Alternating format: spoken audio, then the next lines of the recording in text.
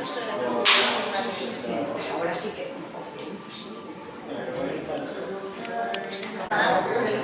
Perfecto,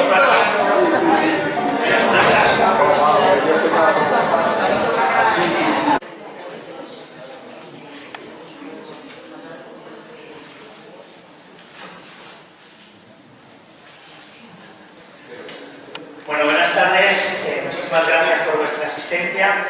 Lo primero de todo es excusar a nuestro presidente, Juan Antonio Planas, que por cuestiones familiares no ha podido asistir, así que os manda, esta mañana la ponemos, os manda un fuerte saludo y un deseo para este curso 2022-2023, que todos los miembros de la Junta de la Asociación Aragonesa de Psicopedagogía os desean para el curso que viene. Bien, en principio queríamos hacer varios anuncios rápidos, no queremos quitar tiempo a lo importante, que es escuchar algo que me parece que entiende un poquito a nuestra ponente, y es un poco la apertura de inscripción para nuestro quinto Congreso Internacional de Inteligencia Emocional y Bienestar, que se celebrará el próximo día 18 a 21 de mayo de 2023 y que, bueno, este año de forma presencial, ¿no? Hace 2 años conseguimos hacerlo casi in extremis con la pandemia, este año se hace con la mayor de las normalidades en el World Trade Center de Zaragoza, y que sepáis que ya podéis difundir y inscribiros a partir del 1 de octubre de este año. También decir que, en principio, como todos los años, hemos intentado que este congreso sea asequible, no hemos digamos, subido excesivamente los precios para que pueda ser accesible, y que sepáis que cuanto antes te apuntas, más barato sale. A medida que va acercándose mayo, pues se encarece un poquito más el producto.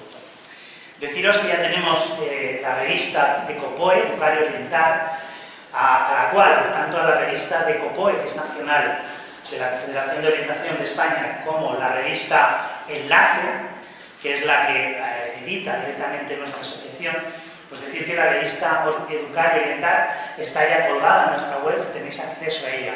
Y es más, en ambas revistas, si queréis colaborar de forma altruista con algún artículo, con alguna reflexión, con alguna experiencia vuestra, en vuestro ámbito profesional, pues que libremente podéis hacerlo poniéndoos en contacto con la Asociación Aragonesa de Psicopedagogía, porque tenemos la inmensa suerte que mi compañera, que hoy por una cuestión de maternidad feliz no puede asistir conmigo, pues es un poco la responsable de esa revista de COPOE. Y lógicamente me gustaría que Alfonso nos presentara un poquito la revista de forma breve, la revista de Enlace, que ya la tenéis en breve, me parece, colgada en la web, puede ser, ya la tenéis colgada en la web. Alfonso, tuya es la palabra. Vale, bueno, nada, pues nada, buenas tardes a todas y a todos. Entonces, para mí es muy grato, septiembre más, bueno, pues presentaros un nuevo número de la revista Enlace. Esta ya es la número 32. Bueno, deciros que, como veis aquí, traemos a portada un reto muy importante, pues tanto para nuestra asociación como para la educación aragonesa, ¿no? Y fue esta primera gala de la educación aragonesa, que, bueno, pues se celebró, no veo muy bien cuándo, pero en marzo, efectivamente. Y también traemos a portada, pues, un poco lo que es el quinto congreso de inteligencia emocional y internacional de inteligencia emocional y bienestar, donde veis una manita, siempre hay un enlace, pues que os lleva a la página web y tal. Bueno, pues para nosotros también es un importante reto y bueno, es estupendo, ¿no?, poder volver a celebrar un nuevo congreso, ¿no?, en lo que Carlos denomina la ciudad, Zaragoza, ciudad de las emociones. Pues bueno, luego en páginas interiores vais a ver que esta es una revista divulgativa, entonces vais a ver en páginas interiores que hay un poquito de todo, ¿no? Hay algún estudio de investigación, hay experiencias, también opiniones.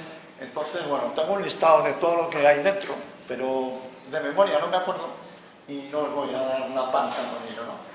Entonces, nada, dar las gracias un poco a todos los articulistas, que algunos de ellos están aquí.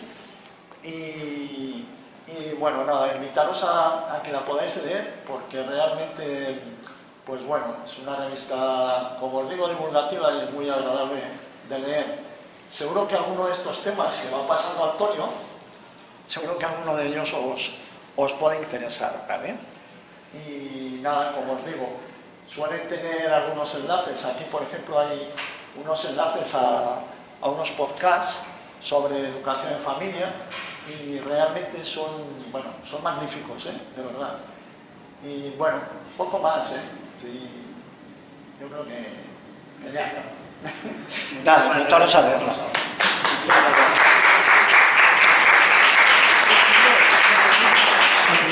Bien, deciros que el comentario sobre la Gala de Educación del 31 de marzo de 2022 tuvo tal impacto a nivel de educación y de muestra de experiencias que ya hay preparada una segunda edición para el año que viene de Gala de Educación y se volverá a celebrar. De la misma manera que se va a celebrar una mesa sobre cuestiones sociales que organiza y participa la asociación con distintas organizaciones sociales y sindicales. Bien, dentro de la asociación tenemos infinidad de actividades y todas ellas son organizadas por nuestro magnífico equipo de Secretaría Técnica, así que Karina, tienes la palabra.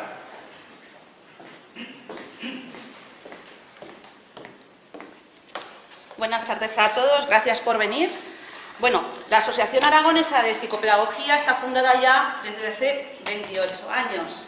Y entre sus objetivos justamente está la de promover actividades, tanto relacionadas con pedagogía, psicopedagogía, educación, y lo que hacemos es preparar un montón de actividades muy interesantes para todos vosotros.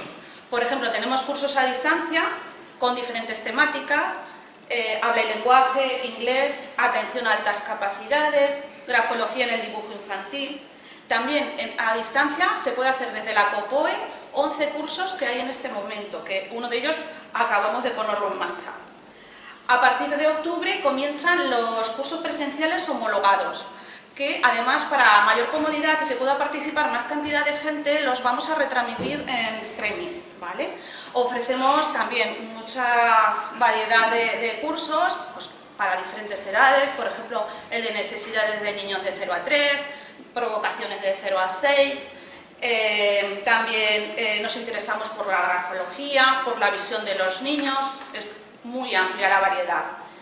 El que ya hemos comenzado, que ya hemos puesto en marcha hace muy poquito, es los cursos de oposiciones de orientación educativa y dentro de unos días pondremos también en marcha el de maestros, que llevamos todas las especialidades.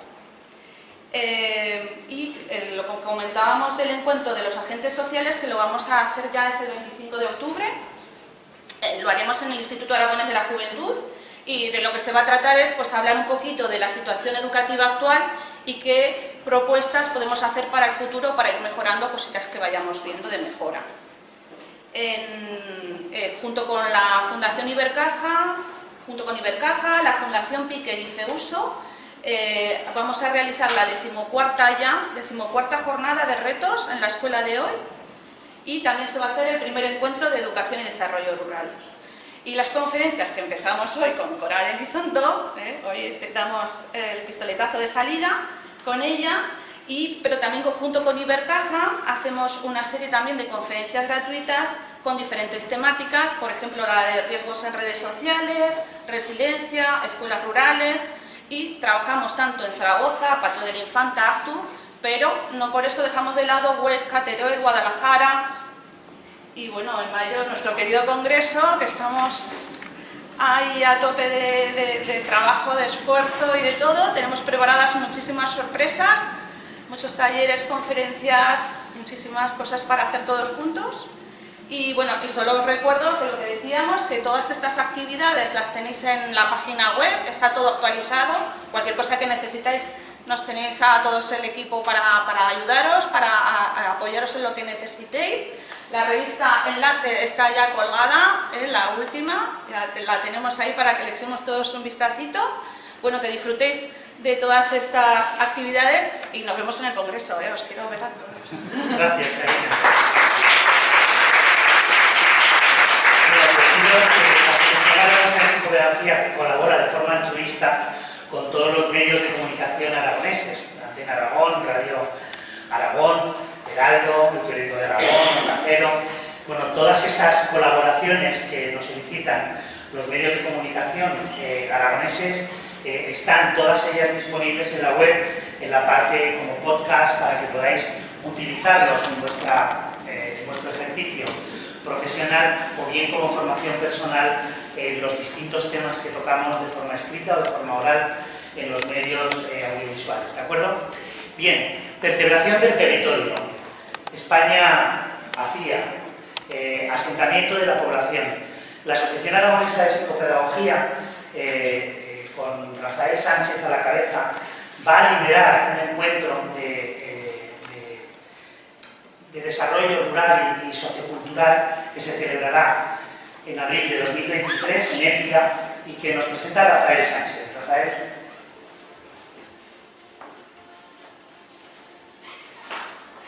Hola, ¿qué tal? Buenas tardes. Bueno, pues, como ha dicho muy bien Antonio, estamos un grupo de personas, no sé si estáis aquí como en el grupo, no veo a... No, estamos aquí yo solo. Estamos aquí yo solo, sí.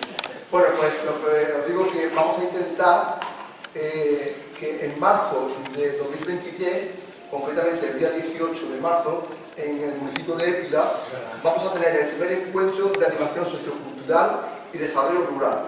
El objetivo fundamental es poner en valor todas aquellas acciones de carácter educativo, porque la animación sociocultural, lejos de lo que mucha gente piensa, no es algo de chicas a gogo, sino que la animación sociocultural está incluido dentro de lo que es la educación social y es un factor de desarrollo muy importante fuera del ámbito estrictamente escolar. Entonces, como decimos, sería muy bueno que todas las que estáis aquí podáis difundir ese encuentro, porque para la Asociación Aragonesa de Psicopedagogía va a suponer un puntazo, porque va a ser el momento en que se va a poner interés en dar respuesta a los problemas que hay en el medio rural y que la Asociación de Psicopedagogía también tiene mucho que decir. Entonces, lo dejo en vuestras manos para que, por favor, lo podáis difundir. Muchas gracias.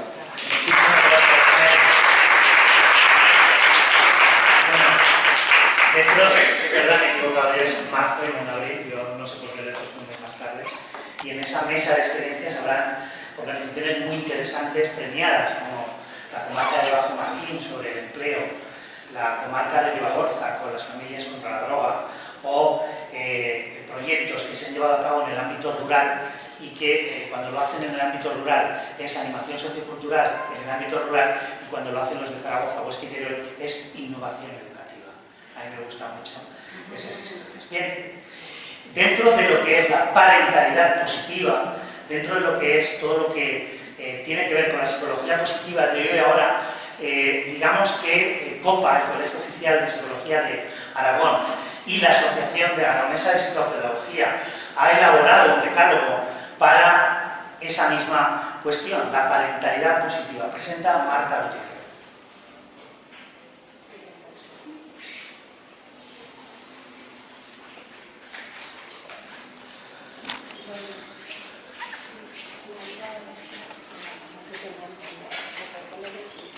Sí. Aprovechando nuestras opciones, reparto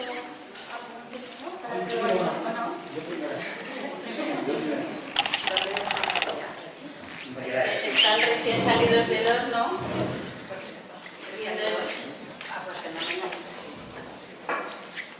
Aprovechando que estáis, pues así os podéis ir viendo. Celebramos el 20 aniversario, que lo tienes que decir. Tengo que decir que celebramos. Pues un regalo para celebrar el 20 aniversario.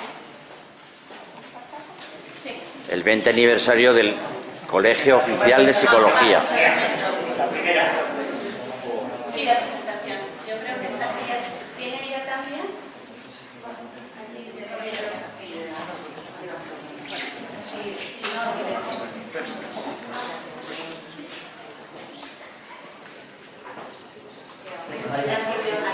Sí, sí. Siéntate,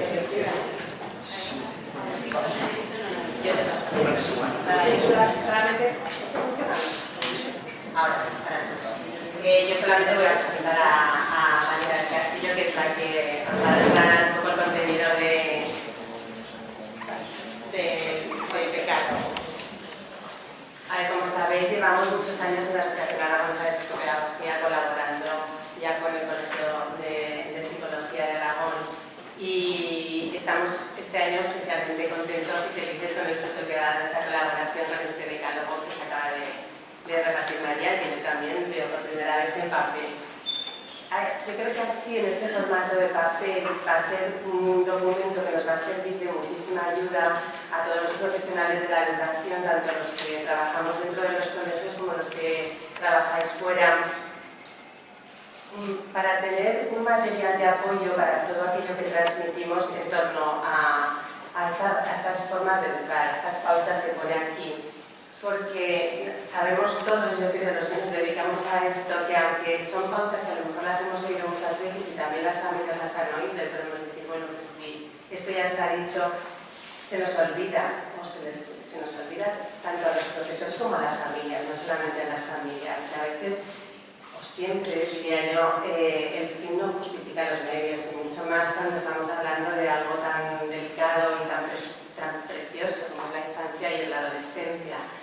Entonces queremos aprovechar la red que tenemos nosotros en la Asociación Aragonesa de Psicopedagogía para llevar estas pautas, este decálogo y luego todo aquello que se pueda desarrollar de cada una de las pautas al máximo posible. Ya sabéis que nosotros también en la asociación llevamos muchos años trabajando este mismo tema de disciplina positiva, que tenemos grandes profesionales que imparten cursos, conferencias como estoy viendo a Camino, Ana Rojo, a Mónica González Trigo, Antonio Relova, es decir, nosotros estamos muy implicados desde hace mucho tiempo con esto y este es uno de los muchos puntos también en común que tenemos con el Colegio de Psicología de Aragón. Y nada más, yo solamente os presento a María del Castillo, que es doctora y es psicóloga general sanitaria y además es vocal de la Junta Directiva del Colegio de Psicología de Aragón. Es una de las que ha participado en la creación del contenido del decálogo y ella actualmente trabaja en el área de trastornos emocionales asociados al cloro productivo quitonsano. Y luego, al terminar la exposición, pues podéis hacer las preguntas que queráis convenientes en torno a esto. Pues María, yo ya os dejo. Aquí. Me pongo aquí para... Cambio el sitio. Bueno, pues encantada de estar aquí, un poco nerviosa, pero espero que conforme os vaya presentando el decálogo, pues yo ya me encaro. Bueno, y con mucha ilusión, muchas gracias por este foro donde poder, esta colaboración, ¿no? para poder llegar a las familias. Como decía Marta, son cosas que se saben, pero que nunca está de más recordar. Espero que a las que trabajéis mucho sobre este tema pues os guste un poco el formato que hemos elegido, que es un formato amable, intentando que sean cosas sencillas y que puedan llegar a través de los dibujos, de las frases. Imagino que habrá matices o cosas que no habremos puesto, que nos habrán faltado, pero pretende ser un manual que se pueda, pues que cada profesional que lo pueda utilizar, pues pueda complementar con sus propias aportaciones, ¿no? Entonces siempre se puede ampliar.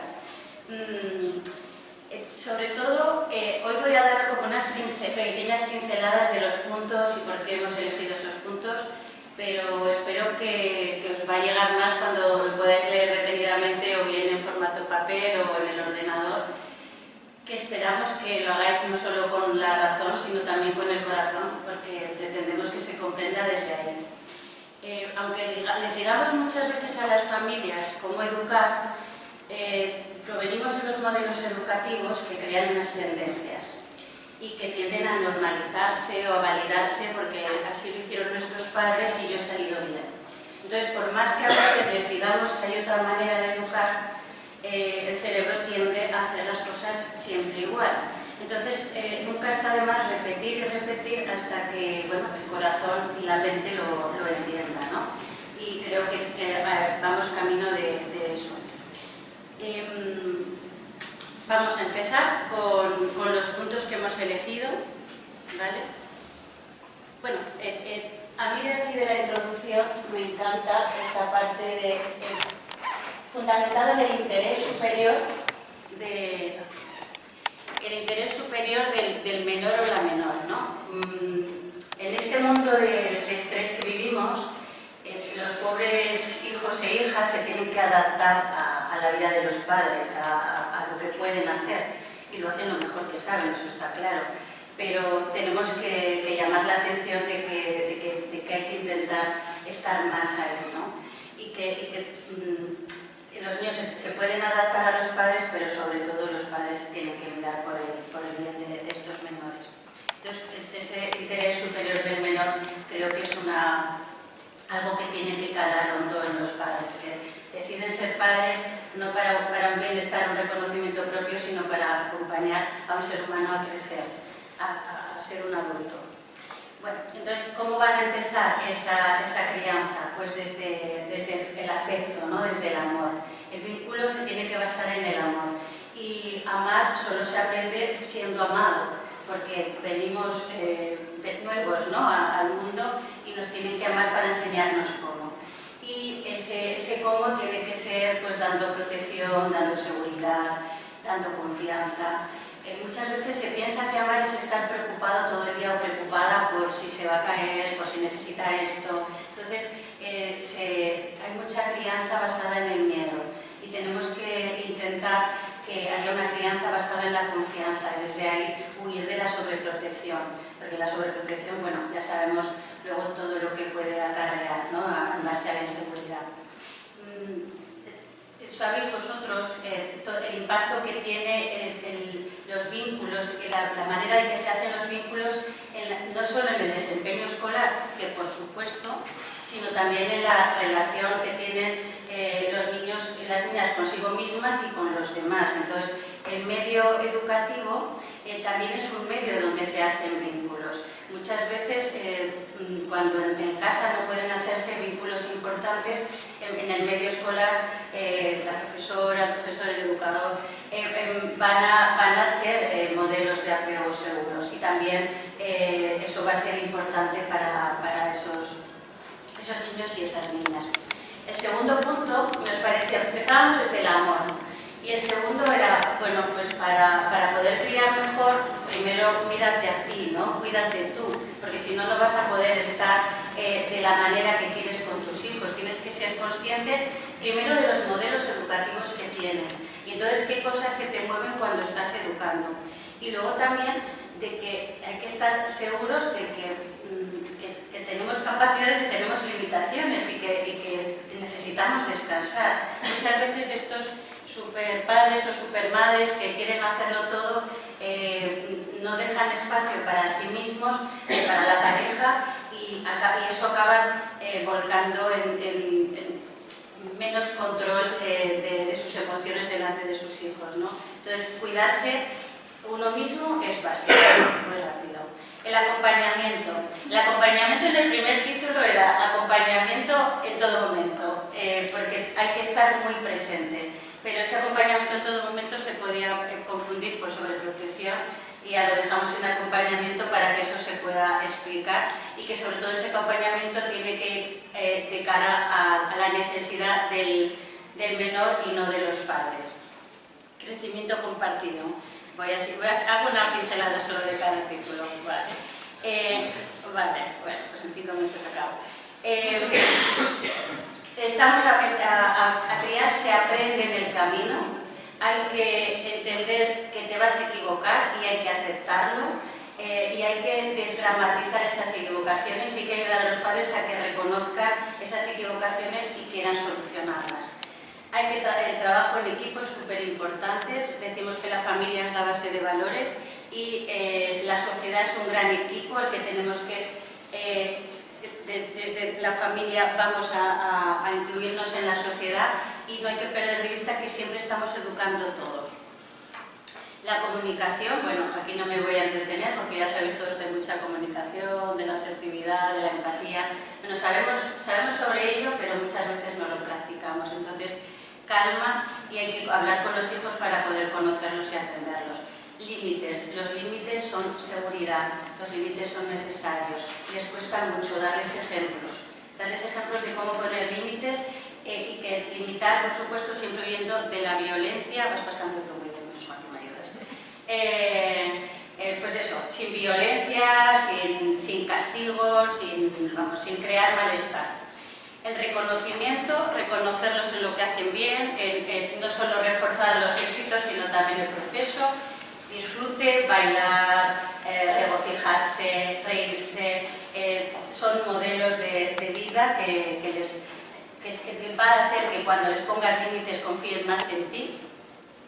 Y el clima familiar, pues un clima de amor y de paz y de que no todo el rato van a estar las cosas bien. Y ella se ríe, yo te miro. No, es que se me ha pasado, bastante prisa se me ha pasado la vez. Vale. Pues eso, que... Da tiempo, vale. que vas muy acelerada, que queda tiempo. Claro, ya me relajo para lo del final, ¿no? Pues eso, que no todo el rato, que no es fácil, que va a haber desencuentros, que va a haber momentos en los que no van a estar las cosas bien, pero que ahí no hay que perder los nervios, que ahí es donde hay que poner más amor para poder pues bueno, salvar esos baches y sobre todo ese concepto de crecer juntos y que al final todo lo que se haga en bien de los hijos también es un bien para los padres y todo lo que se haga en el bien de los padres es para los hijos y de ahí para toda la sociedad. Y nada, que muchas gracias. Luego veréis en el folleto también que algunas propuestas, algunos ejemplos prácticos, que de verdad os animo a que, bueno, a las familias se les podrán ocurrir muchas más, a vosotros también, a vosotras, entonces que complementéis y eso, sobre todo que intenta ser un material que nos acerque a recordar una y otra vez y que no nos cansemos de recordar que se puede llegar a una convivencia de armonía, de calidez, de respeto y de una sociedad mejor. Sí, sí. Yo estoy seguro que conociendo, además tenemos por aquí a miembros de la Junta Directiva, Santiago, conociendo a los miembros de COPA y conociendo, menos mal que no está aquí Juan Antonio, porque yo, si no firmaríamos ya hoy una elaboración de una ampliación de este proyecto, porque yo creo que este proyecto simplemente es un pequeño decálogo para llegar a muchísima más gente. A mí me viene a la idea una pregunta, ¿no? O sea, ¿cómo nos preparamos? O sea, ¿cómo nos preparamos dentro de la parentalidad positiva? Porque a mí se me ocurre la idea de lo que decía Gloria Pérez Serrano en su libro de Antropología Social, decía, los profesores de hoy, ¿no? Las familias de hoy, educadas en el ayer, han de educar hoy a unos alumnos para un mañana que desconocemos, ¿no? Con lo cual, a mí que hayas nombrado que el principal componente es el amor, me encanta porque es un poco la línea. Sí, creo que estamos dentro de la asociación, ¿no? Buscar a la persona y luego la adquisición del conocimiento. No sé si hay alguna pregunta de los asistentes. ¿Qué bien lo has hecho? Rápido, Quería aportar que cómo sí. nos preparamos con humildad. Sí, sí, de eso, por supuesto. Porque eso, para saber que no sabemos y que tenemos que aprender. Pues muchísimas gracias a COPA por esta colaboración y aquí por presentar.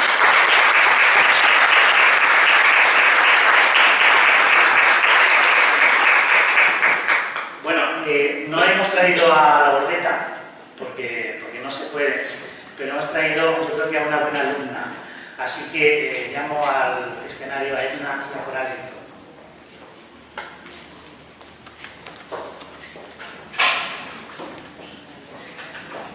Vale.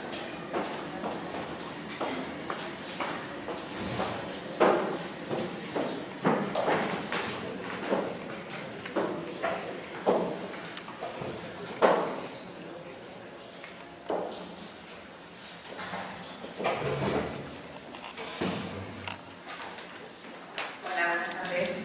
Sí. Bueno, mi nombre es Edna Pérez, orientadora del Instituto de la Asociación. He presentado a Coral en diversas ocasiones, pero siempre vengo con mi chuletilla porque tengo tantas cosas que decir que voy a intentar conseguir la máxima información que se lleva función, ¿vale? Esta vez tengo el placer de presentaros a una gran profesional, pero sobre todo una gran persona, siendo una referencia a la defensa de la educación inclusiva. Ella es Coral Elizondo, no necesita presentación, ya que la conoce Aragón en España y medio mundo, ¿vale? Realmente con todo el tema de la educación inclusiva. Un poquito de currículum, por si acaso alguien no la conoce, creo que también es muy importante saber sus fundamentos.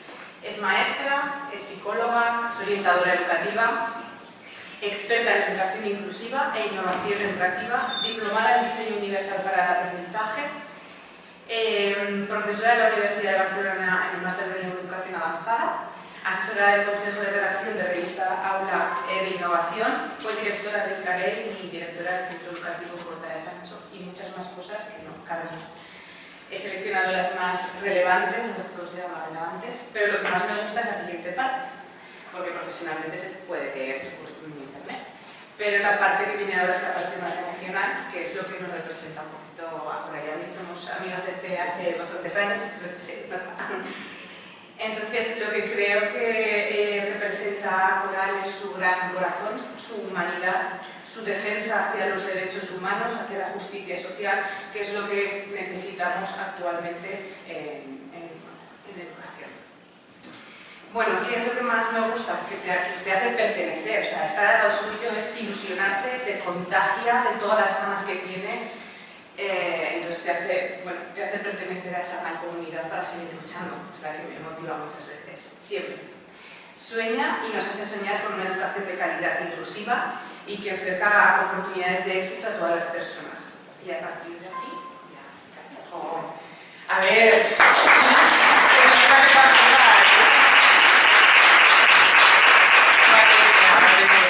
Bueno, muchas gracias. Eso digo yo.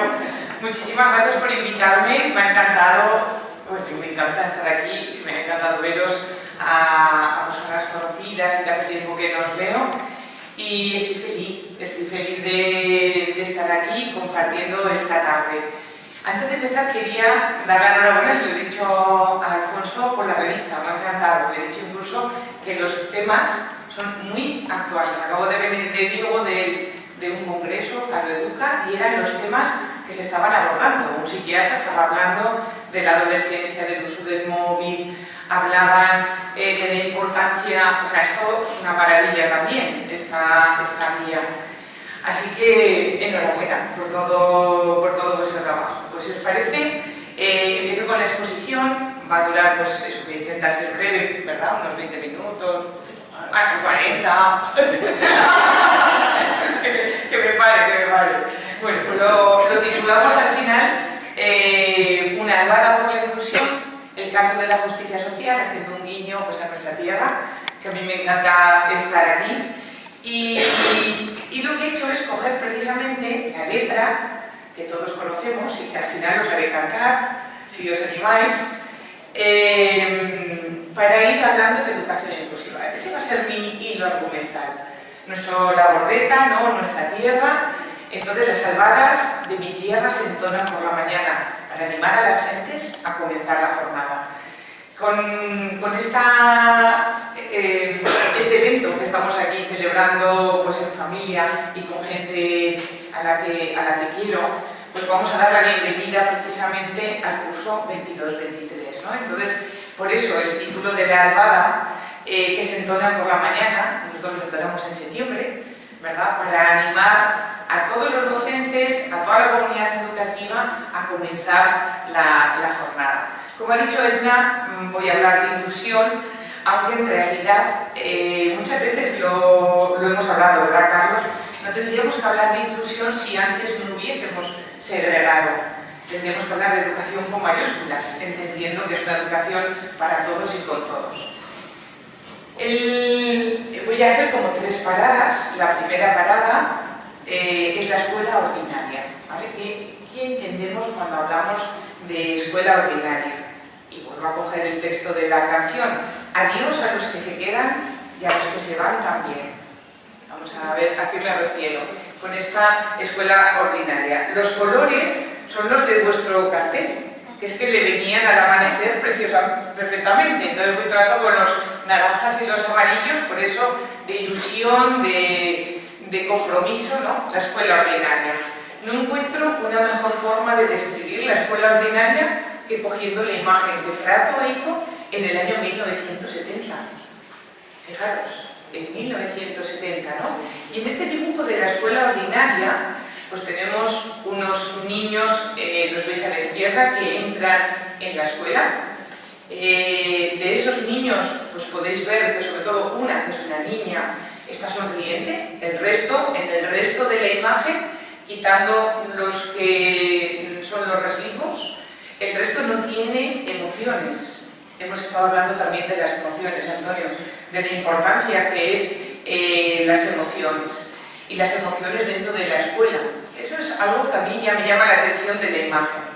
Utilizan la tecnología, pero fijaros cómo están, como si los hubiesen absorbido. Ahí están quietos, no se mueven, ¿verdad? Con la televisión en la parte de arriba, unas metodologías podríamos pensar muy poco activas, más bien pasivas, donde les van inyectando la información, y tenemos unos estudiantes que ponen carrera, bienestar, cultura, dignidad y poder. Y podemos pensar que entendemos que eso es la normalidad. Esos estudiantes, todos igualitos, sin ningún tipo de expresión, ¿verdad? Parece que la cognición con la emoción están reñidos. Todos igualitos, y que es una polea, además, el que le saca a esa sociedad, a esa cultura del bienestar. Y tenemos otros estudiantes, que esta sí que lo he venido a hacer en grande, que ponen residuos. Los residuos ponen clases diferenciadas, especiales, retraso, trabajo infantil, droga, ignorancia. Frato le llama residuos, pero Bauman, el sociólogo Bauman, le llamaba población excedente. A mí eso me pone casi los pelos de punta, ¿no? Población excedente. Fijaros en qué porvenir, porque no eran los que salían al porvenir. Aquella niñita con el lazo que salía, que entraba tan contenta al colegio, pues ahora es como si todos los sueños se hubiesen desmoronado, ¿no? Ahí estaba toda la ilusión de la familia, toda su ilusión, y totalmente desmoronado. Pero aparece otra palabra muy grande, que a mí también me gusta mucho, que pone indiferencia colectiva. Roger Deslie, que yo recomiendo, si os interesa el tema de la educación inclusiva, pues que leáis alguno de sus escritos.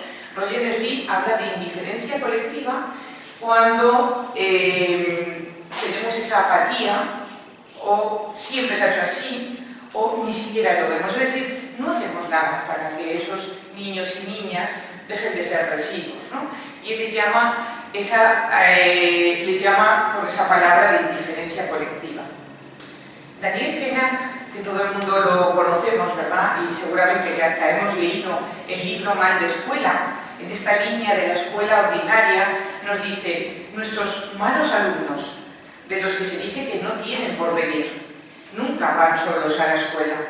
Lo que entra en la clase es una cebolla, unas capas de pesadumbre, de miedo, de inquietud, de rencor, de cólera, de deseos insatisfechos, de furiosas renuncias, acumuladas sobre un fondo de vergonzoso pasado, de presente amenazador y de futuro condenado. Miradlos, ahí llegan, con el cuerpo a medio hacer, y su familia a cuestas en la mochila. En realidad, la clase solo puede empezar cuando dejan el fardo en el suelo y la cebolla ha sido pelada. Es difícil de explicar, pero a menudo solo basta una mirada, una palabra amable, una frase de adulto confiado, claro y estable, para disolver esos pesares, aliviar esos espíritus, instalarlos en un presente rigurosamente equitativo, súper relacionado con lo que soy la asociación, ¿no? O sea, con vuestro compromiso, con los vínculos que hemos estado viendo, con vuestro compromiso con una educación emocional para todos los estudiantes. La importancia, fijaros, de una mirada, ¿verdad?, de una palabra amable a los estudiantes. La importancia de quitarles esas cebollas y esos fardos con los que entran en el aula. Adiós a los que se quedan y a los que se van también. ¿Por qué he puesto esta frase en la escuela ordinaria? porque en realidad tenemos ahí a esos niños, a esas niñas que vamos dejando en los márgenes, que les llamaba residuos, frato, que Bauman les decía población excedente, y los que nosotros a veces somos totalmente indiferentes y no hacemos nada por ellos, ¿no? Yo creo que, fíjate Carlos, a lo mejor en lugar de hablar de inclusión teníamos que pensar en esta pregunta. Nos cuestionamos la segregación, es decir, yo me cuestiono que tengo algún niño que sea una población excedente, es que tengo 24 más 1, ¿no? O me cuestiono esa indiferencia, me cuestiono que realmente los estoy segregando. Yo cada vez hablo más de pensar en esto, no de incluir, sino de pensar si estoy segregando, si soy yo la que los saco del aula, ¿no? O las intervenciones, o podríamos hablar aquí también sobre este tema. Justicia social es garantizar una educación inclusiva y equitativa de calidad para todos los estudiantes, pero sobre todo promover oportunidades de aprendizaje a lo largo de la vida. Aquí hasta lo podríamos empezar a relacionar con el currículo, con las competencias, con las habilidades para la vida que ofrecemos también con estos vínculos, ¿no? Con todo lo que es cognitivo, por supuesto, pero también afectivo y emocional, ¿no? Esas oportunidades de aprendizaje, porque ¿qué ocurre? Que resulta que esos niños, niñas, adolescentes, residuos, ¿no? que es muy fuerte, población excedente, que ya les hemos condenado para que no tengan esa vida de bienestar, porque los vamos dejando en los márgenes, ¿no? ¿Qué oportunidades de aprendizaje les damos a esos estudiantes? Porque muchas veces esas adaptaciones curriculares que no titulan, bueno, ahora están pensando en que van a titular, condenan a la pobreza. O sea, ¿cómo puede ser que un derecho, como es la educación, condene a otro derecho, ¿verdad?, a otro tema que es la pobreza? Esa sería la primera reflexión, la primera parada, que era la escuela ordinaria. ¿Es eso realmente la escuela ordinaria? ¿Esa es la escuela que queremos?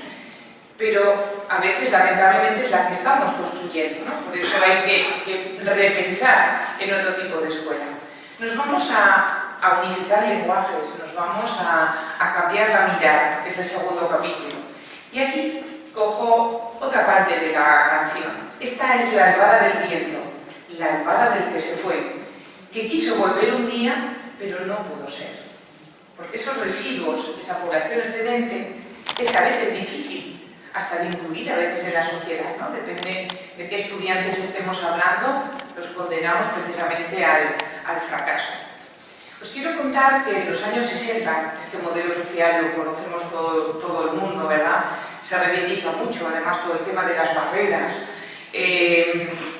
Un grupo de personas con discapacidad en Estados Unidos crean ese movimiento de vida independiente. Y ellos lo que reivindican fundamentalmente es que su discapacidad, la discapacidad que tiene esta persona, es fruto de las barreras que le pone la sociedad. Entonces se visibiliza una sociedad limitante que pone barreras.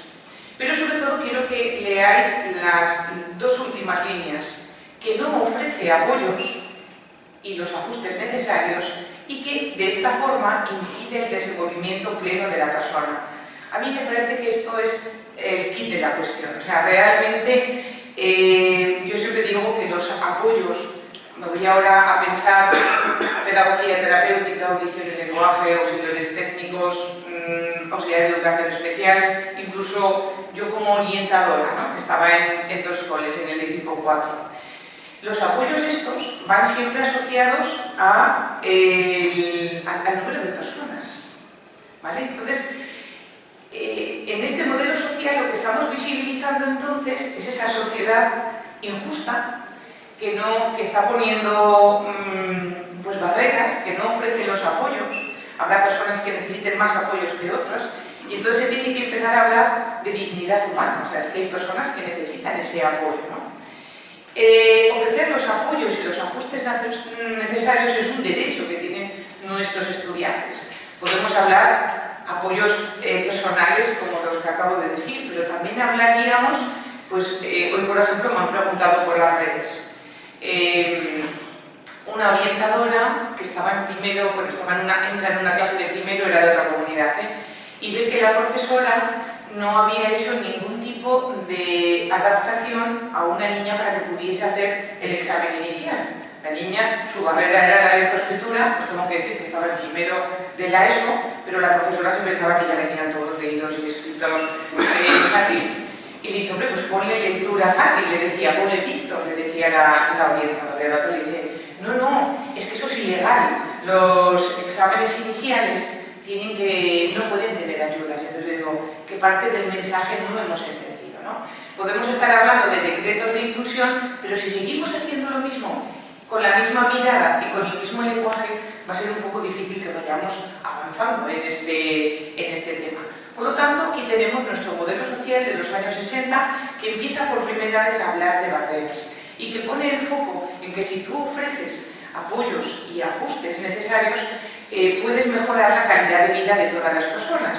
Y este es un modelo con muchas evidencias en la discapacidad, por ejemplo, ¿no? Lo que es el modelo de apoyo conductual positivo, los modelos de apoyo, y que en plena inclusión, pues es en lo que trabajan, y Verdugo y sus colaboradores llevan años investigando sobre los modelos de calidad de vida, de apoyo, y simplemente es llevarlo a la educación, o sea, más allá de los apoyos que puedan ser humanos, por supuesto, para mí, que se asocien a un número, ¿no?, de estudiantes, me parece una perversión del sistema, o sea, no lo entiendo, ¿no? Voy a dejar ahí cuarto y mitad.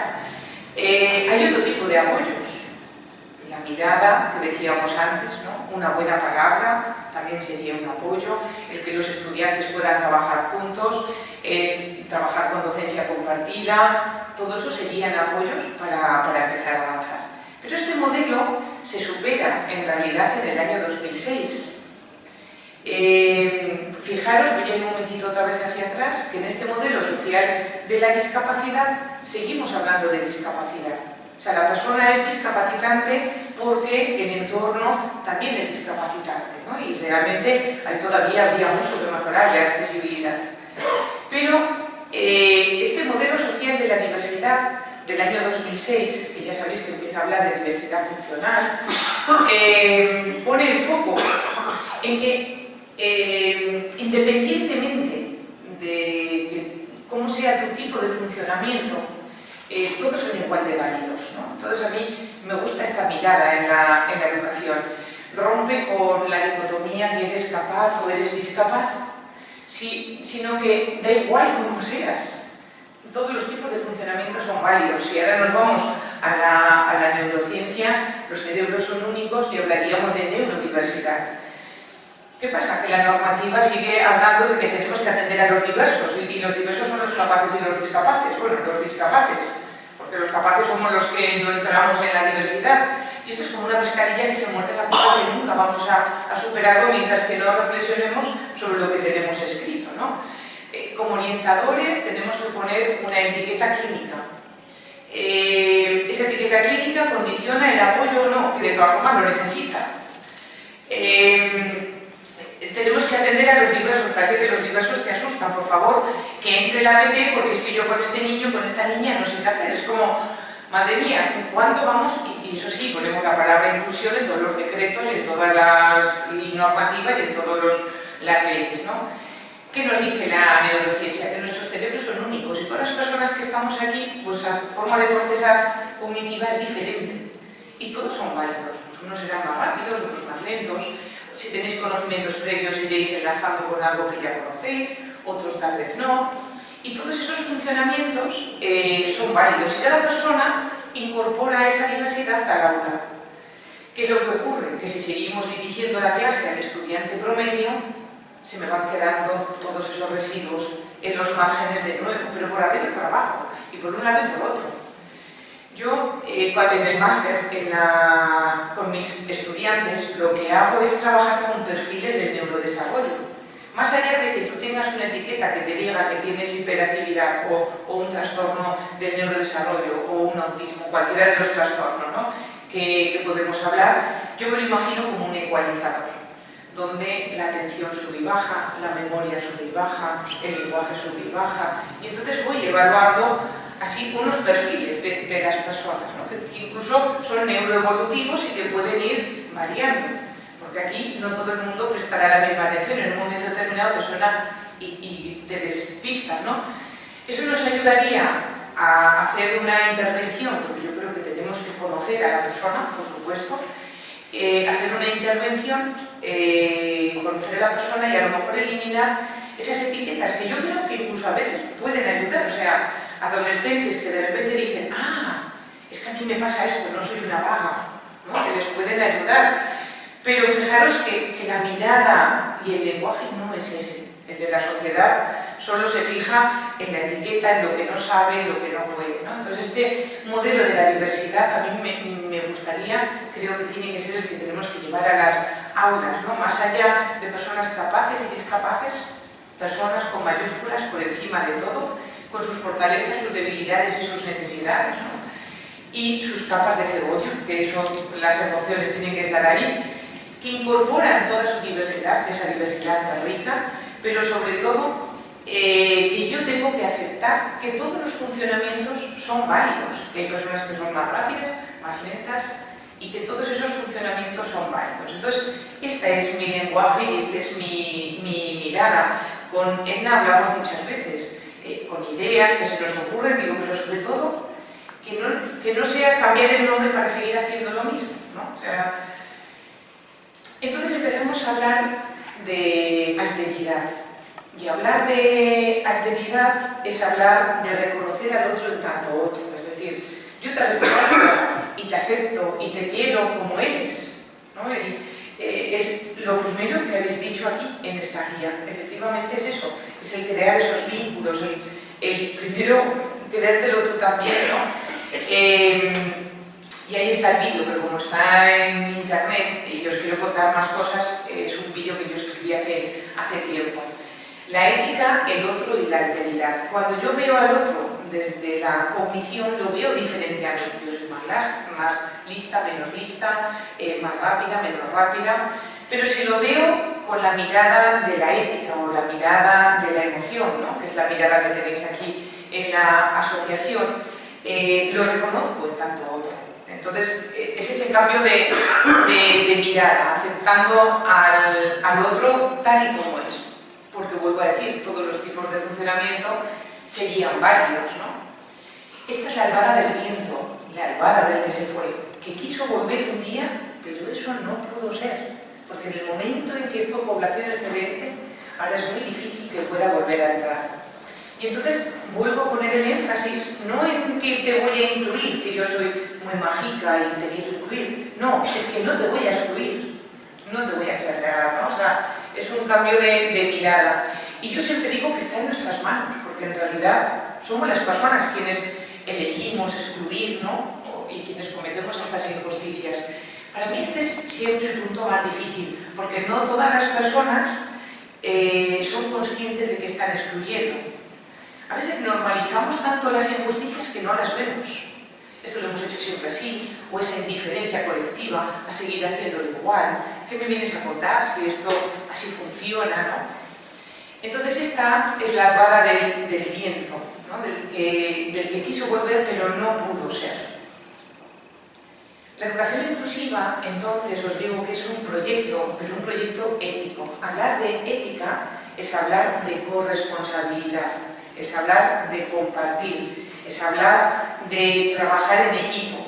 Por eso digo, arriba los compañeros que ya ha llegado la hora, ¿no? Que ahora es el momento de juntos, juntas, pues compartir este proyecto ético, ¿no? Esta mirada hacia la inclusión.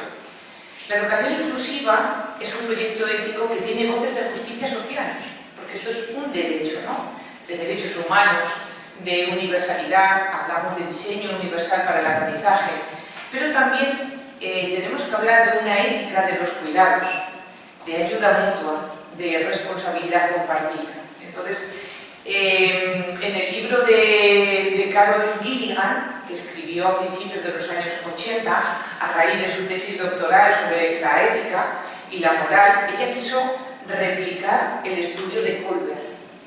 Y Colbert, ella hace la tesis doctoral, entonces Colbert era su maestro, y al replicar la tesis de Colbert, lo que obtuvo es que las mujeres nunca llegaban a los estadios superiores. Los estudiamos en las oposiciones, ¿verdad? Además hay un tema precisamente sobre la moralidad, sobre la ética moral. Entonces, ella le dijo a Colbert, a su profesor, fíjate los resultados que me han salido, y las mujeres no llegan a los estadios superiores del desarrollo moral.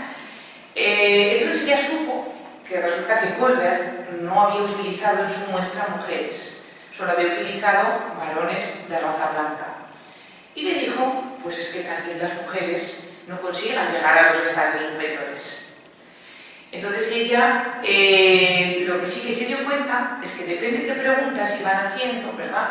Pues las mujeres se quedaban más en los cuidados, se quedaban como respuestas más de cuidados. Realmente era el papel, estamos en los años 80, era el papel que tenían, que seguimos teniendo, ¿no?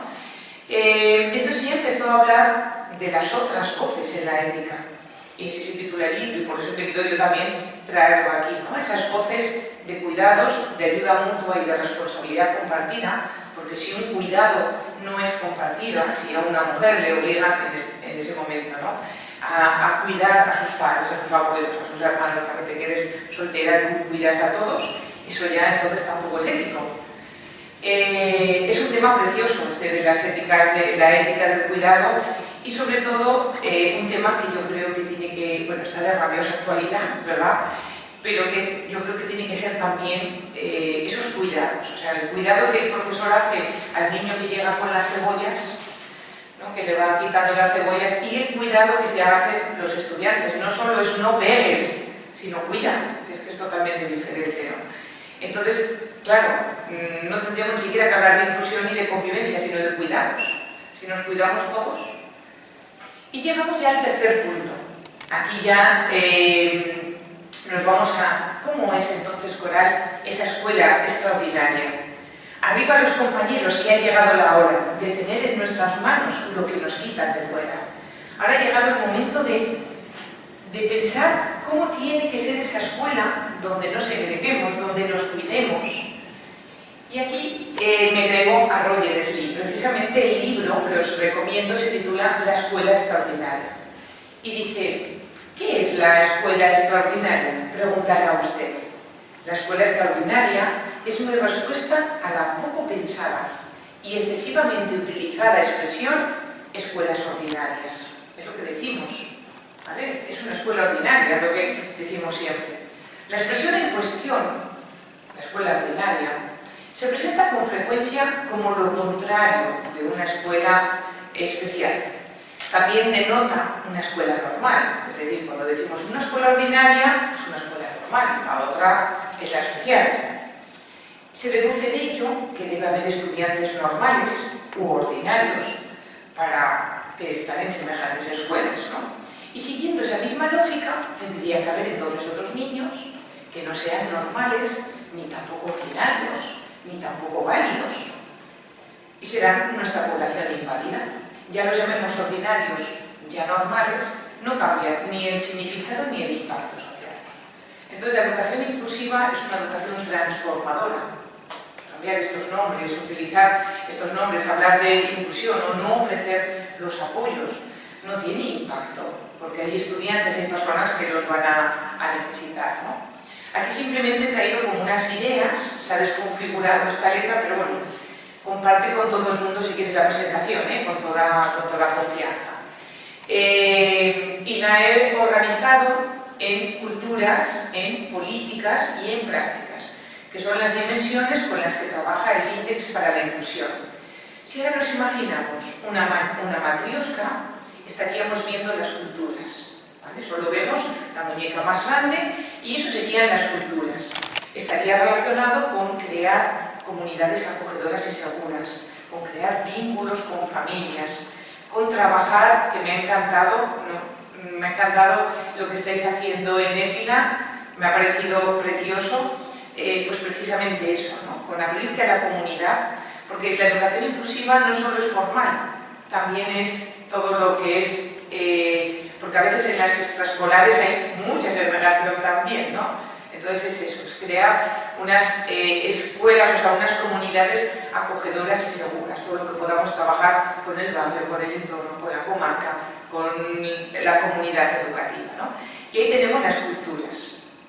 Cuando yo quito esa muñeca, aparecerá otra, y ahí ya aparecen las políticas, y si la quito, aparecerán las prácticas.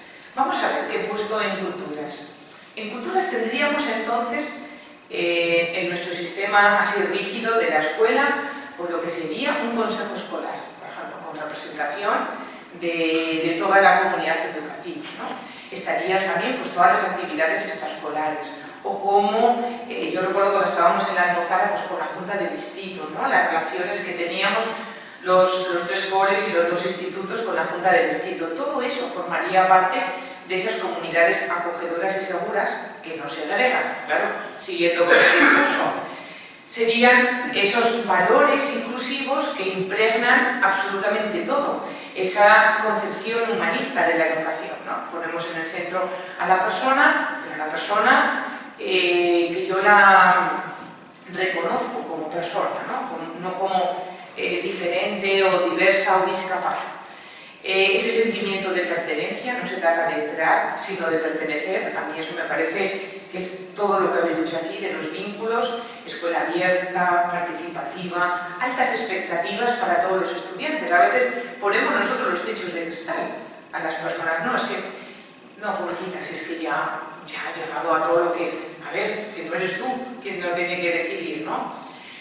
Procesos participativos. Aquí, súper interesante, ya os compartiré todas las investigaciones que está haciendo ahora May Ascott, precisamente y su equipo, bueno, aquí también con Echeita, sobre los procesos participativos de estudiantes y de familias y de toda la comunidad educativa.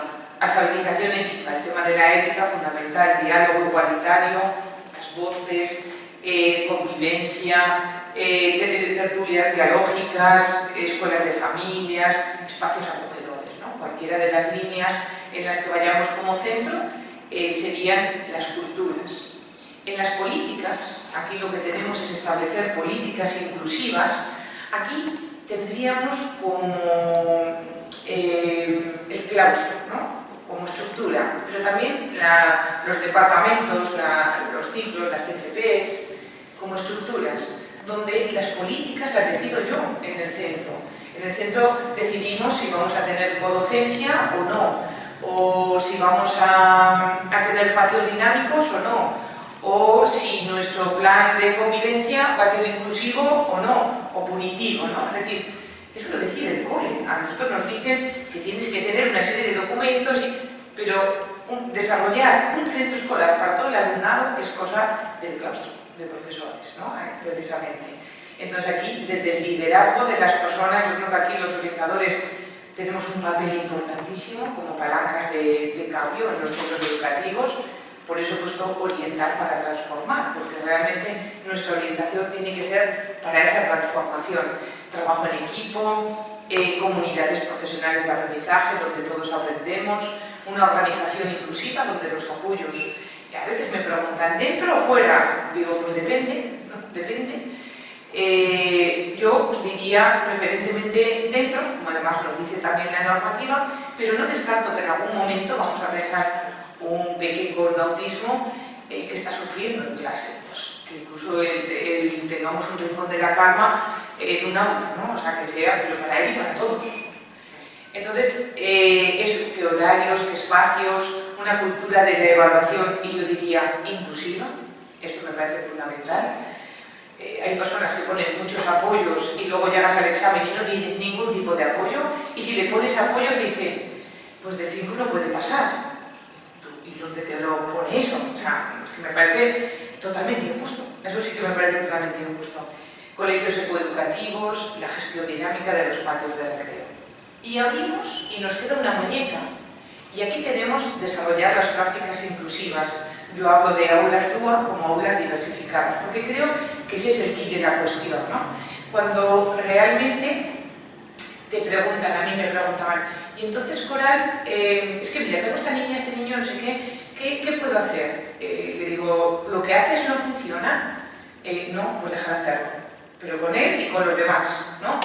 Y entonces tenemos que ir, que eso sí que es ya salir de la zona de confort y realmente es el reto, a trabajar con aulas diversificadas, es decir, donde los estudiantes estén todos juntos haciendo cosas diferentes, que no tengamos a un peque solo haciendo cosas diferentes, ¿no?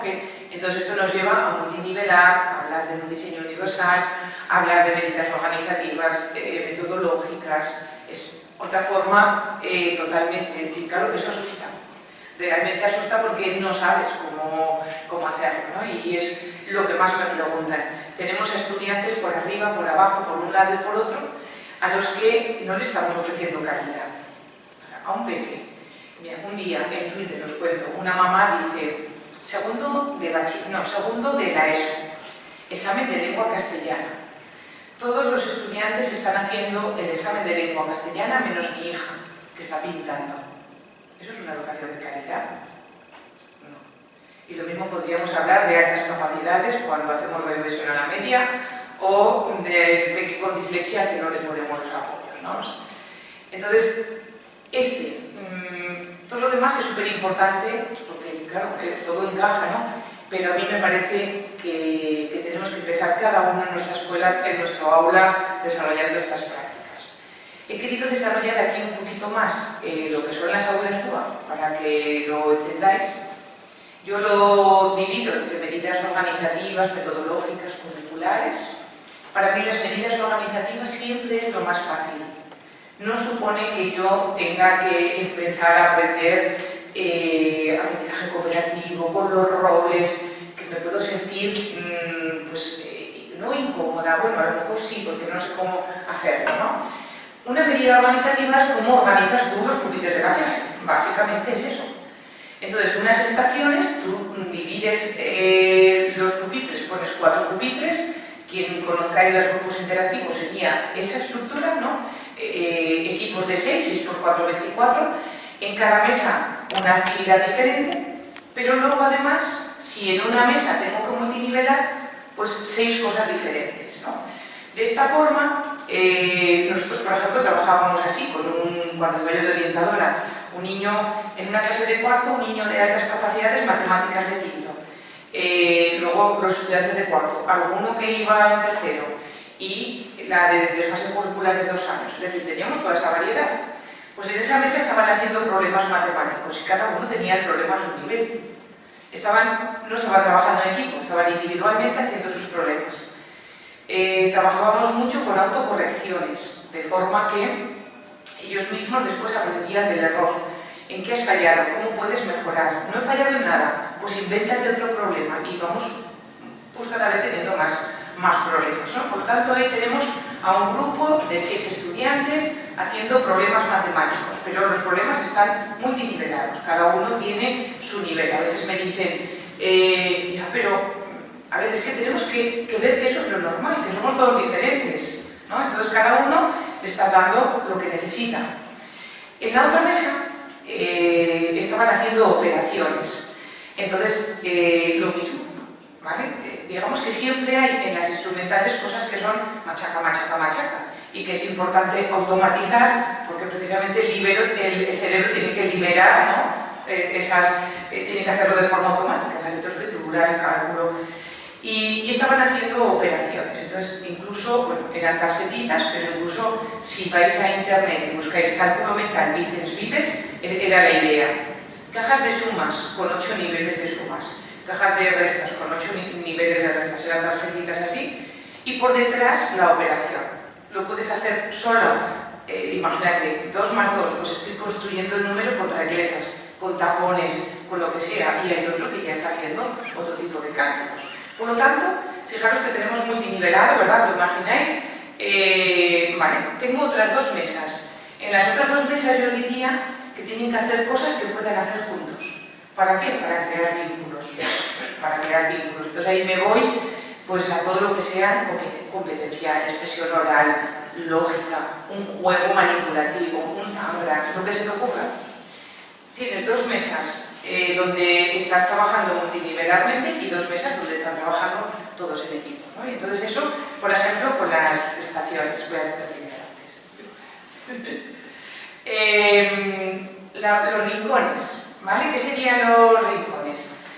Los rincones, yo siempre digo, cuando veo los coles, me ocurre que a veces, eso, yo le llamo no sé cuantitos, ¿vale? Pero definirlo, ¿vale? Ir al plan de atención a la diversidad y decir, en este cole trabajamos con estaciones y estaciones significa esto. Incluso nosotros pusimos un anexo para que todo el mundo supiera que eran las estaciones. Y como ahora todo lo podemos hacer muy dúa, si le ponéis un código QR que lleve a un vídeo casero, donde una profe nueva diga, pues mira, ahora lo entiendo mejor, ¿vale? Pues estupendo. Rincones, ¿qué sería? Sería lo mismo que antes, pero no tenemos mesas, serían diferentes rincones dentro de espacios, dentro de la clase, donde los estudiantes eligen. En las estaciones no elegían, porque yo los ponía, ¿vale? Me daba igual grupos heterogéneos, porque luego yo les multinivelaba, pero a lo mejor me interesaba un grupo u otro. Y en los rincones yo les puedo decir, imaginaros, una vez a la semana hacemos rincones de matemáticas. Y tengo un rincón de geometría, otro de cálculo, otro de lógica, todo más manipulativo. Y yo elijo a qué rincón quiero ir y elijo qué actividad voy a hacer y la tacho, ¿no? Entonces, en los rincones lo que sí que os diría yo es que si queréis que solo vayan 5 personas, pues poner 5 mesas, o sea, 5 sillas, ¿vale? Que delimiten las sillas que hay del número de personas que queréis que vayan. Podríamos hacer un día a la semana, pues imaginaos todas las matemáticas manipulativas. O podríamos coger el bloque de geometría que siempre se queda al final del todo y lo damos por rincones, un día a la semana, y lo voy dando a lo largo de todo el año. Y entonces mi currículo pues, está como más cómodo, ¿no? Por ejemplo, rincones podríamos hacer, imaginaros que la profesora de audición y lenguaje prepara unos rincones un día a la semana para trabajar todo lo que es la expresión oral, la conciencia fonológica, el vocabulario, el principio alfabético, y ella prepara sus rincones. Ambientes. Aquí en ambientes, en Aragón, yo conozco 2 coles que le están trabajando, porque los he ido a ver, el de Fuentes y el de Binéfar. Y creo que, por lo menos el de Binéfar, seguro que estará este fin de semana contando precisamente lo de los ambientes. ¿Los ambientes qué es? Pues se mueven los peques y tú tienes un ambiente de matemáticas, ¿no? La clase está con todos los materiales, por lo tanto, sobre todo los de Fuentes lo tienen así. Si podéis ir a visitarlo, y tienen todos los materiales manipulativos y van presentando las actividades para que las vayan haciendo. Ahí es súper fácil de multinivelar, ¿no? Y lo mismo, trabajan con problemas, y todo muy manipulativo. Ambientes es otra forma de trabajar. Grupos interactivos, recuerdo cuando estaba en el CAREI, ¿verdad? Con Rafa llevábamos los grupos interactivos, 4 mesas, 6 en cada mesa, una persona adulta sentada, voluntaria, familias habitualmente, y van pasando por todas las mesas, todos los estudiantes, y allí todos hacen lo mismo con esa persona adulta que va provocando las interacciones dialógicas. O sea, no le dice este problema se hace así, sino que provoca las interacciones dialógicas. Me voy otra vez a las estaciones, que se me había contado. Podríamos hacerlas rotativas. Podríamos hacer estaciones 2 veces a la semana, entonces las actividades duran media hora. Imaginaros que cada día hacemos una de esas individuales y otra de la que da el equipo. Y así los 2 días podría ser. ¿Vale? Perfectamente. En las estaciones incluso se puede trabajar con una 5ª estación, que sería la estación profesora, que en un momento determinado tú vas llamando a los que quieras, por arriba, por abajo, por un lado, por otro, ¿no? Para profundizar algo, y los vas llamando de uno en uno y van pasando todos. Las medidas metodológicas ya es un método.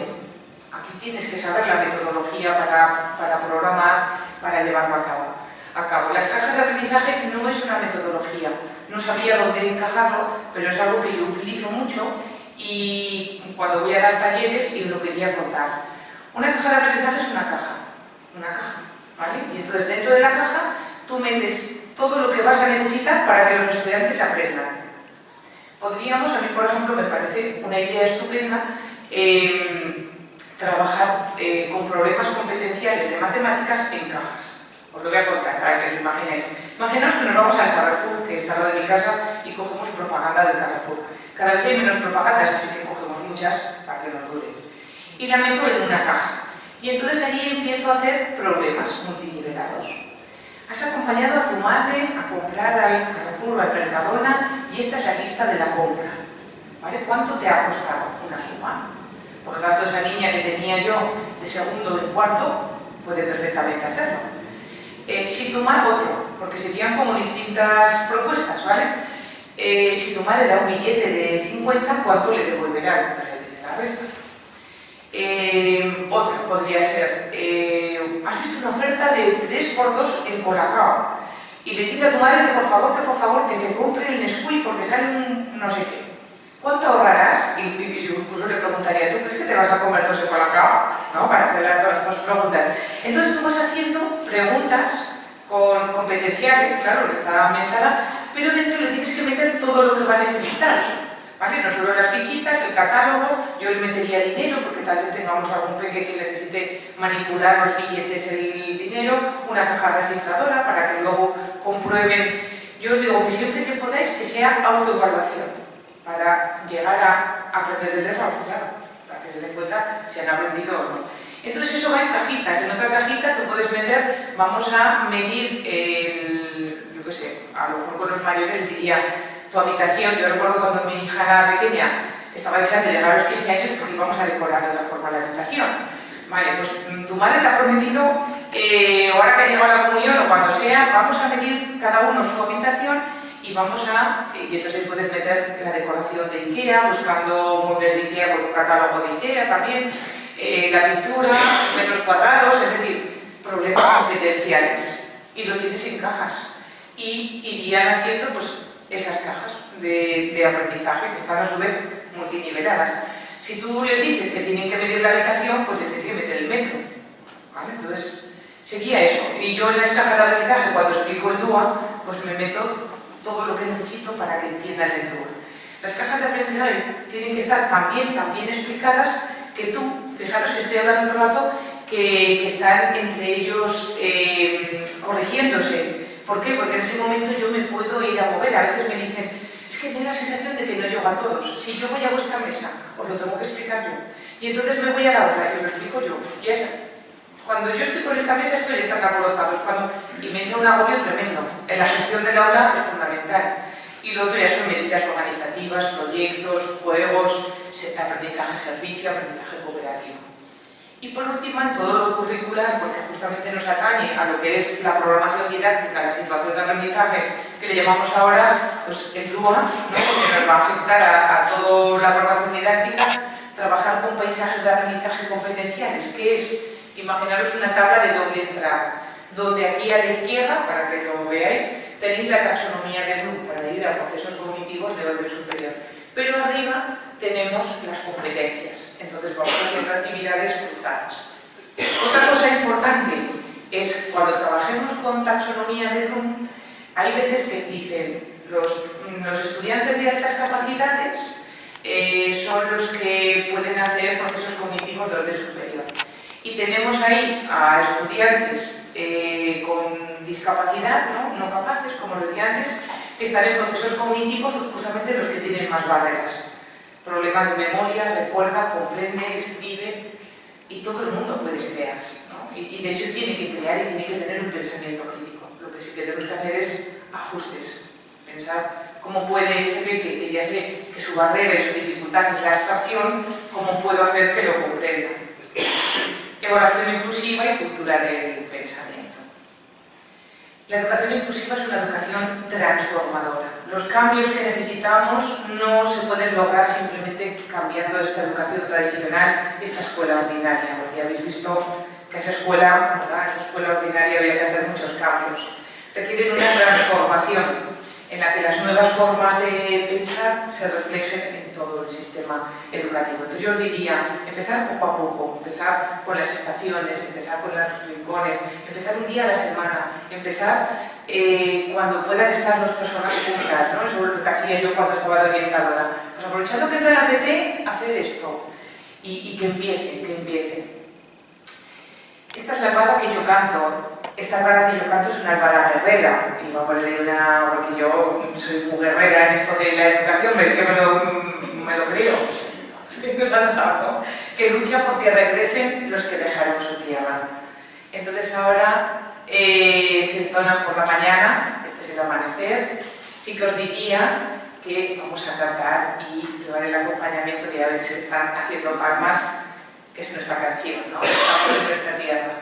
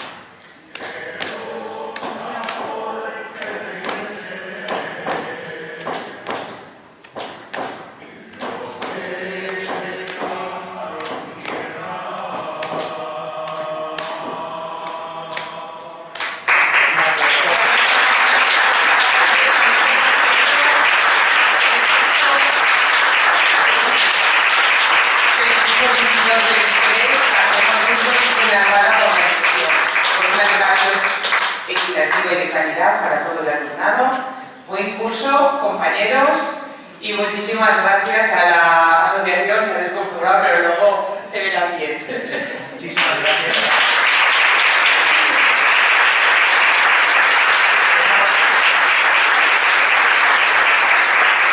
Hemos ido gestionando el tiempo y nos da para unas cuantas preguntas para Coral, con lo cual podéis dar cualquier pregunta que tengáis, aprovechar que tenemos a alguien listo, que luego después me quedo yo solo. Sí, Isabel, por favor. Bueno, Coral, primero darte las gracias por estar aquí, sobre todo de sentido común, independientemente de las teorías y todo lo estudiado, de cómo podemos trabajar en esto, que ha sido realmente aleccionadora. Y luego te quiero preguntar, que a ver, pues soy orientadora, ya lo sabes, entonces en nuestro papel como orientadores, hablando de esta primera parte que has tenido del discurso, de que efectivamente seguimos en una escuela segregadora, porque esta es una realidad, que como orientadores, ¿qué podemos hacer con respecto a la normativa que nos obliga a seguir etiquetando para conseguir recursos? ¿Y cuál sería el paso? a ver qué tenemos que hacer, porque de verdad, o hacemos una revolución o nada. Sí, Edna ya lo sabe que yo iba a crear el grupo de las orientadoras disruptivas. Como yo soy vintage de la época de los 5, del club de los 5, pues le digo, voy a formar un club. Pues bueno, la normativa nos dice que tenemos que hacer informes psicopedagógicos y los tenemos que hacer, ¿no? Otra cosa será que hagamos los menos posibles. Siempre intervenciones, y además son mucho más efectivas a nivel de culturas y de políticas, porque ahí es realmente donde está el cambio, ¿sabes? Entonces, pero es lo que te decía, si a mí me dicen que tengo que poner una etiqueta y además, vamos a pensar en adolescentes o personas adultas, ¿no? Esa etiqueta le dice, oye, llevo toda la vida pensando que soy tonta. O sea, es que, por eso te digo que hablar de educación inclusiva es lo que tú dices, hablar con sentido común, es mirar a la persona y ayudarla. O sea, si yo le pongo esa etiqueta no es, la pena es que a veces es para los recursos, ¿no? Pero esa es la perversión. Pero yo digo, vamos a intentar hacer lo menos posible y empezar a cambiar con esas medidas la realidad, porque es lo único que vamos a, pues el tema de la acogida, de la pertenencia, de los patios inclusivos, de dentro del aula, y luego, pues sí, yo creo que nos tendríamos que juntar, pero a nivel estatal, por eso yo le decía, porque como me acordé de tanta gente, y diseñar lo que nosotros pensamos como orientadores. Hay un grupo que está liderado por Nacho Calderón, que también hay una orientadora de Valencia que están reflexionando. Ellos se centran mucho en las barreras, ¿vale? Para mí las barreras es importante, ya lo hemos visto, pero yo creo que si me centro mucho en las barreras a veces deshumanizo y me olvido de la persona, ¿no? Entonces es conocer a la persona y acompañarla. Y yo creo que como orientadoras tenemos un papel también bonito de acompañar en proyectos de vida, a ayudar a crecer a las personas, ¿no? Entonces yo creo que ese es nuestro acompañamiento, proyectos de vida. Yo siempre les diría a los estudiantes el primer día de clase que me escribiesen una carta. También se la escribo yo, claro. Y entonces en esa carta están mis sueños, están mis esperanzas, está lo que yo sé hacer y lo que no sé hacer. Y lo que no sé hacer, qué tipo de ayuda me puedes pedir a mí, ¿vale? O sea, porque os cuento una historia verídica. Una amiga mía, ahora es presidenta, creó una asociación de dislexia. Su hijo está estudiando de arquitectura y no os podéis imaginar cuando escuchas la voz de los estudiantes, lo que te cuentan, lo que sufren por lo que oyen, por lo que ven, ¿no? Y entonces este estudiante, yo en el máster de neuroeducación les digo a estas mamás que conozco que me escriban cartas. Y esta carta de su hijo pues decía que a él, nos contaba todo lo que había sufrido. Dislexia súper espabilado, que está estudiando arquitectura, o sea, y entonces él decía que a él, por ejemplo, siempre le ha costado muchísimo leer y que su madre le ha leído siempre, pues imagínate en la ESO, ¿no? En el bachiller, le ha leído siempre. Pues imagínate esa carta donde te dicen cómo le puedes ayudar. Es cambiar la mirada y que no se agreguen los propios maestros. Yo creo que ahí nosotros tenemos un papel bonito y importante y muchas veces agotador. ¿Sí? A mí me gustaría darte las gracias, porque yo soy estudiante de psicología y este año justo he dado psicología de la instrucción y la intervención. Y hemos trabajado mucho y se ha discutido mucho en el aula las etiquetas en el alumnado, ¿no? Cuánto podían llegar a perjudicar y a beneficiar. Desde la psicología clínica estaba claro que era necesario, pero sí que esa etiqueta podía llegar a poner una losa al niño que le acompañará durante toda la vida. Entonces, escuchándote, me ha parecido que sería una forma muy bonita de normalizar esas etiquetas. Cuando todos trabajan a la vez y cada uno desde su mundo, sí. Exacto, eso lo que hace es que las etiquetas las tenemos porque todos somos altos, bajos, rubios, morenos. Unos tendrán dislexia, otros tendrán otros problemas, pero si trabajamos todos juntos y de esta forma no se saca a ningún niño del aula para que esté con la orientadora, no se le discrimina de ninguna forma, me parece que se puede llegar a normalizar. Si se aplicara de forma generalizada en la educación esta forma de trabajar, pues sería tan normal como ahora soy Juanito, yo soy disléxico y tú, ¿no? Sí, y de hecho, tú fíjate que hay personas adultas que a la persona de dislexia te lo dicen, pero sin embargo el niño este sufría. Yo creo eso, que es, me voy otra vez al modelo de diversidad, donde se aceptan como válidos todos los tipos de funcionamiento. Es que me da igual la etiqueta o cómo funciones, ¿no? Otra forma bonita de empezar en el plan de acción tutorial sería trabajar con los talentos. En esa carta, pues ir rescatando los talentos. O hacer unas páginas amarillas, ¿no? Les pones un nodo, porque ahora no saben lo que son las páginas amarillas, les explicas que antes cuando pedías un fontanero ibas a las páginas amarillas, y ahora que tú, ¿qué ofrecerías? ¿En qué puedes ayudar? Y entonces todo el mundo pone un anuncio de las páginas amarillas en qué puede ayudar. Entonces ahí está la diversidad y cada uno te ayuda en lo que sabe. Última pregunta. Venga, una rapidita, pregunta rapidita, dos preguntas rapiditas. Venga, rapidita, que dos no respuestas rapiditas. Es peligroso decir la coral, tienes preguntas. Por favor, sí, Es que más que preguntas como, no sé, una reflexión. Venga, una reflexión rápida. Me ha gustado lo que acabas de decir de que eres una orientadora luchadora.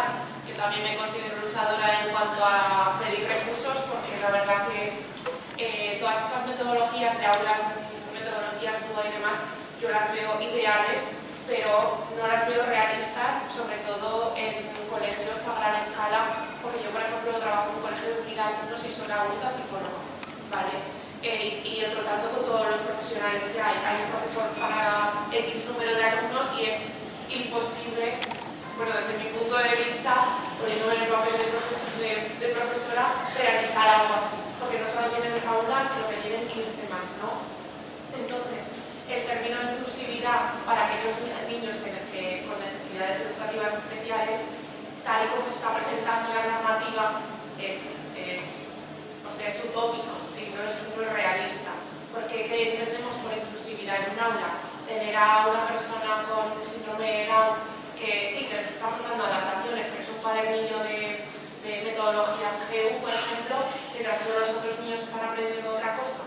Claro, es que eso no es inclusión. Claro, nos están cerrando. Es que yo estoy un poco ahí entre la brecha de yo soy pro inclusividad a tope, pero nos están cerrando aulas de educación especial, que yo creo que es lo más inclusivo que hay, aunque parezca que no, pero es lo más inclusivo que hay. ¿O no? Bueno, eso ya discutiríamos. Sí, bueno, eso es mi opinión, pero nos las están cerrando para fomentar un poco esa inclusividad, pero... Claro, pero esa inclusión no es real, es decir, no se trata de entrar, sino de pertenecer. No tenemos que garantizar solo el acceso, sino la permanencia, la calidad y la equidad. Entonces, tener a un niño haciendo cosas diferentes a los demás para decir que eso es inclusión, eso es una falacia, o sea, eso no es inclusión, eso lo comparto contigo. Claro, tú puedes pensar, en el aula de educación especial sí que estaba haciendo lo que necesitaba, pero es que el reto es, ¿qué puede hacer aquí? Una vez entré yo, y ya termino, en un cole en primero de la ESO, un cole concertado de otra comunidad que era como, somos súper inclusivos. Y entonces estaban todos haciendo en primero de la ESO matemáticas, aprendizaje cooperativo, menos un niño con síndrome de Down y una niña con discapacidad intelectual, que estaban separados haciendo cosas diferentes, con la profesora de PT sentada ahí. ¿Utilizamos metodologías activas? Sí. ¿La profesora de pedagogía terapéutica está dentro del aula? Sí. ¿Eso es inclusión? No. Entonces, claro, es que es un reto. Es que replantearte que tienes que empezar a cambiar lo que estás haciendo. Entonces me dice, pero claro, ¿qué pueden hacer estos niños además de pintar? Hay que tener 4×2, 8 problemas matemáticos. El síndrome de Down tendrá sus problemas matemáticos y tú tendrás tus problemas matemáticos, pero están en equipo y están haciendo problemas. ¿Entiendes lo que te quiero decir? O sea que sí que hay estrategias. Bueno, ya la última pregunta, ¿no? Que si no me... Bueno, dos preguntas. Es un agradecimiento porque yo veo que aquí estáis todos profesionales, pero bueno, yo represento un grupo de familias que gracias a ti pues creemos que la educación inclusiva es el futuro, o sea, que quiero decir que va a llegar el momento en el que nuestros hijos de verdad tengan esa inclusión real, que va a costar, nos va a costar pelear mucho. Al final las familias también son un empuje, ¿no? Somos como si dijéramos, pues eso, los que están ahí peleando en la administración y no nos quieren ver por ningún pasillo, esas profesionales como vosotros vamos de la mano, nos sentimos apoyados, porque si no realmente los niños pagan lo que de verdad no deberían pues eso, de que esta sociedad pues nos lleva, ¿no? O sea, a que esa inclusión, como que estás diciendo, no es realidad desde la base. Entonces, gracias a ti, de verdad, te agradecemos de corazón y bueno, espero que podamos colaborar mucho contigo porque hemos constituido una asociación que creo que se nos entenderá. Muchas gracias, enhorabuena.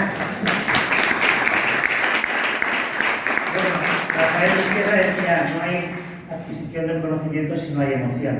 Hemos visto emoción, hemos visto vocación y hemos visto muchísimo conocimiento. Creo que has superado las expectativas, has ajustado el tiempo y algo de malo siempre. Y bien, antes desde la asociación darte las gracias por tu participación y sobre todo por tu entusiasmo.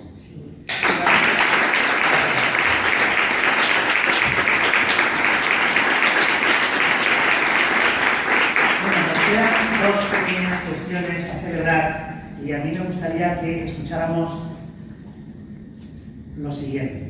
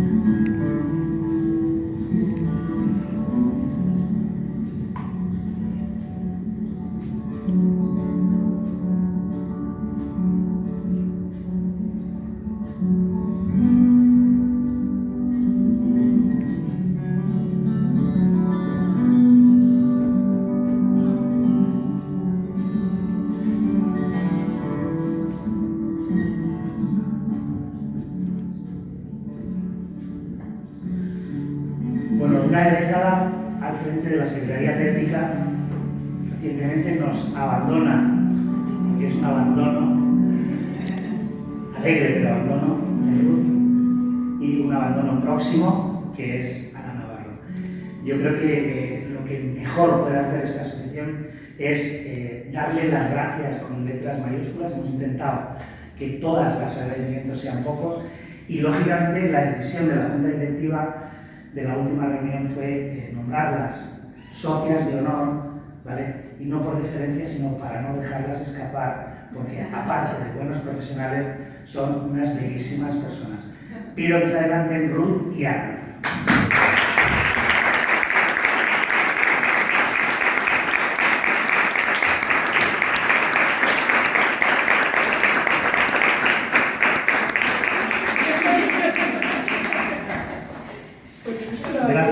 No esperaba llegar, ¿no?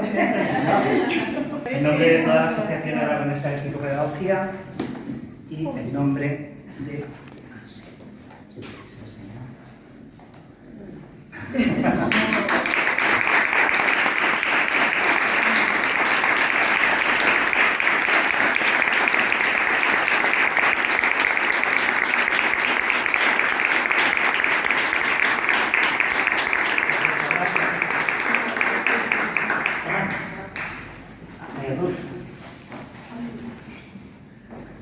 Bueno, parece increíble, pero al final hemos conseguido terminar casi a las 8, ¿de acuerdo? Y lo único que os puedo decir es que muchísimas gracias por vuestra asistencia. Yo creo que no hay nada mejor que empezar con alegría un curso escolar, y para eso yo, como siempre, creo que tenemos que tener delante a Carlos. Carlos, por favor, cuando quieras. Aquí vamos a trabajar todos y todas. En nuestra red del curso 2022-23, y aquí la inclusión pasa por incluir a todos. Entonces, una de las cosas que yo siempre comento en todas mis conferencias y cursos es que cuando vamos a un congreso siempre lo que hacemos es juntarnos los que nos conocemos, ¿verdad que sí? Pero claro, resulta que los dos son un extraño.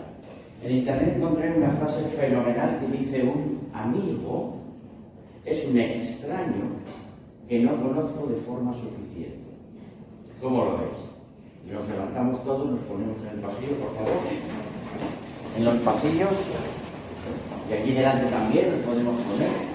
Y ahora vais a darle la mano, vais a coger de la mano de la persona que menos conozcáis en esa sala. La persona que menos conozcáis en esa sala. No, en parejas, por favor, en parejas. En parejas.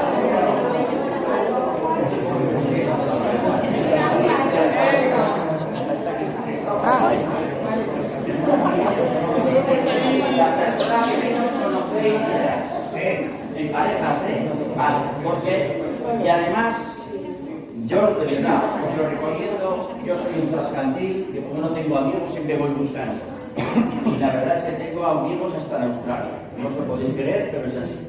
Y entonces ahora, como el cariño se hace del roce y el roce hace el cariño, nos damos espalda con espalda y nos hacemos un frote. Ahí al frote,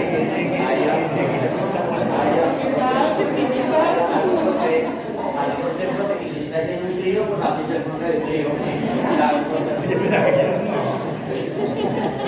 Feliz inicio de curso 2022-2023.